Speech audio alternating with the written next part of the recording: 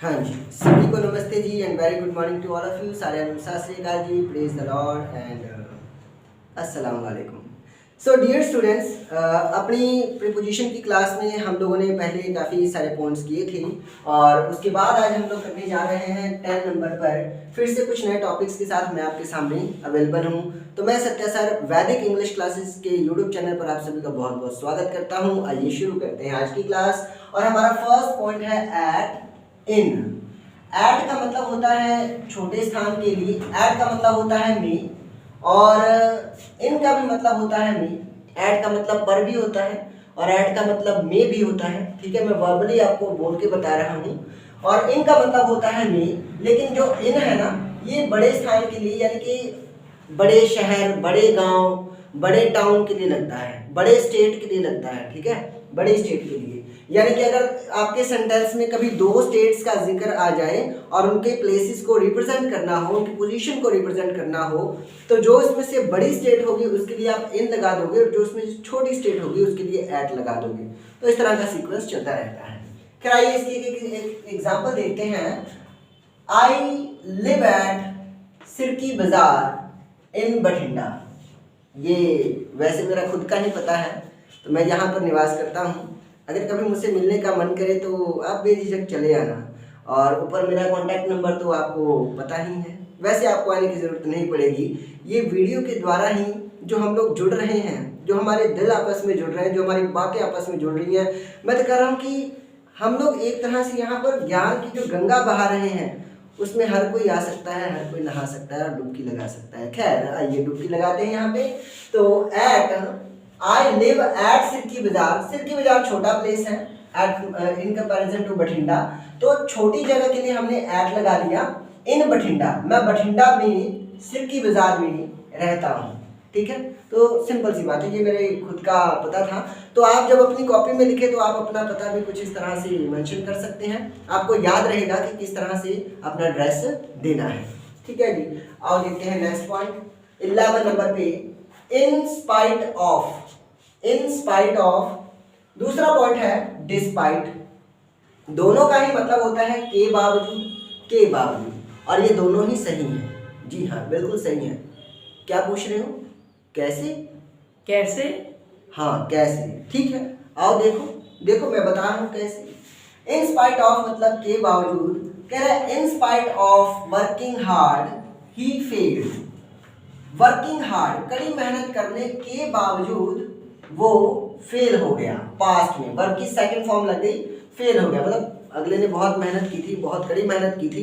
अब ये तो वही जानता है कि उसने किस फील्ड में मेहनत की थी और एग्जाम किस फील्ड में दिया था, तो ये तो उसे ही पता होगा। खैर हमने जो एग्जाम्पल लिया है, in spite of working hard, कि वर्किंग हार्ड करने के बावजूद ही फेल्ड, वो फेल हो गया। अब इस इन स्पाइट ऑफ की जगह अगर मैं यहाँ पर डिस्पाइट लिख दूं, सिर्फ डिस्पाइट, तो भी ये मेरा सेंटेंस सही है। Despite working hard he failed, तो भी ये सही है। यानी कि जहां इन स्पाइट ऑफ हम लिख रहे हैं, वहां पर अगर हम सिर्फ डिस्पाइट लिख दें तो भी वो सेंटेंस एकदम सही है, क्योंकि दोनों का मीनिंग बिल्कुल सेम है। ठीक है जी, और नेक्स्ट देखते हैं डिस्पाइट बीइंग रिच। बीइंग का मतलब होता है होना, बीइंग का मतलब होता है होना, और बीइंग BEB की फोर्थ फॉर्म है। जैसा कि आपको पता है कि अभी तक भी प्रीपोजिशंस की जो जो लाइनें हमने यूज़ की हैं, वहाँ पर जो मेन वर्ब आता है तो कभी कभी हम लोग उस पर पॉइंट आउट करते हैं कि इस मेन वर्ब से रिलेटेड ये किस टेंस से रिलेट करता है, किस टेंस से जुड़ा हुआ है।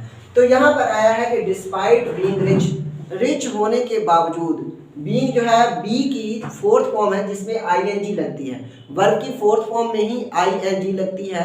और जो वर्ब्स की 5 फॉर्म्स होती हैं, याद रहे वर्ब्स की कितनी फॉर्म्स होती हैं? 5 फॉर्म्स होती हैं। आप लोग जनरली वर्ब की थर्ड फॉर्म ही पढ़ते हो, वर्ब की first form, second form, third form, बस थर्ड फॉर्म तक ही पढ़ते हो, लेकिन मैं आपको बता दूं कि फोर्थ और फिफ्थ फॉर्म भी होती है। खैर आइए देखते हैं, कह रहे डिस्पाइट बीइंग रिच, रिच होने के बावजूद, ही इज नॉट हैप्पी, वो खुश नहीं है। ही इज नॉट हैप्पी, वह खुश नहीं है। और यही अगर लिखना होता कि despite being rich he was not happy, rich होने के बाद भी, अमीर होने के बाद भी अगला खुश नहीं था।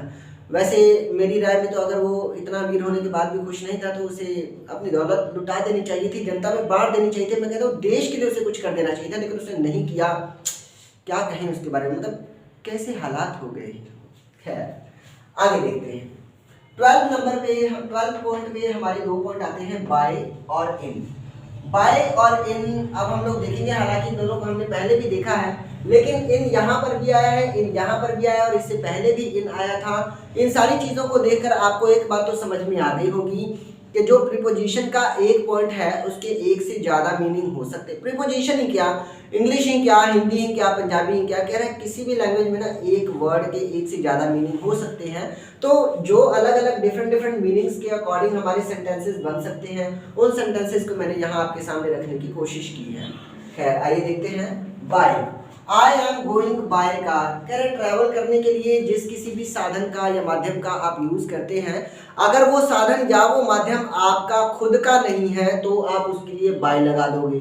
जैसे I am going by car या he is coming by train, train आपकी खुद की नहीं होती तो सरकार की होती है तो बाय लग जाता है। ठीक है, कार के लिए भी हमने बाय, बस के लिए भी हम लोग बाय लगा सकते हैं। अब मान लो कि कार मेरी खुद की हो जाए, मतलब ठीक है मेरे पास कार नहीं है लेकिन मान कर चलो कि मेरे पास खुद की कार हो जाए और मैं उसमें ट्रैवल कर रहा हूं तो क्या होगा, तो इन हम लगा पाएंगे, he is going in his own car, कह रहा अपनी कार में वो जा रहा है, तो यहाँ पर हमने क्या लगा दिया, इन लगा दिया।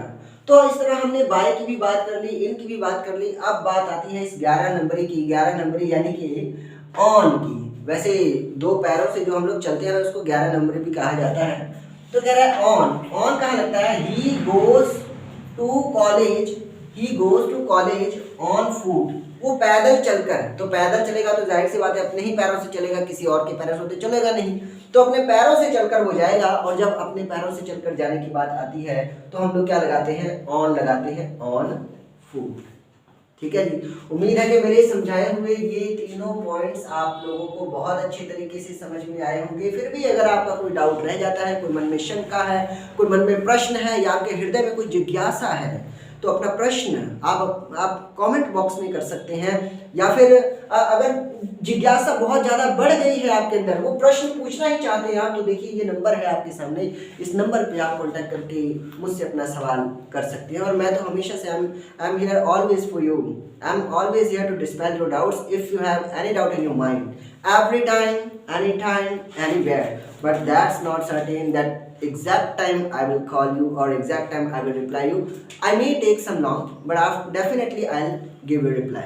Okay then, so dear students, हाँ जी, तो एंड में जाने से पहले मैं आप लोगों को बस इतना ही कहना चाहूँगा कि अगर आज की मेरे ये वीडियो आप लोगों को पसंद आई हो तो आपने 3 काम करने हैं। आप जानते हैं ना कौन कौन से, वैसे आप समझदार हैं, आप जानते होंगे, फिर भी मैं एक बार आपको याद दिला देता हूँ। देखिए, अगर तो वीडियो पसंद आई है तो लाइक करें, और फिर दूसरी बात इसको शेयर करें, लाइक करें और जस्ट बात शेयर कर दें, और इन दोनों को करने से पहले आप चैनल को सब्सक्राइब करें। जय हिंद, जय भारत, जय आर्यभट्ट।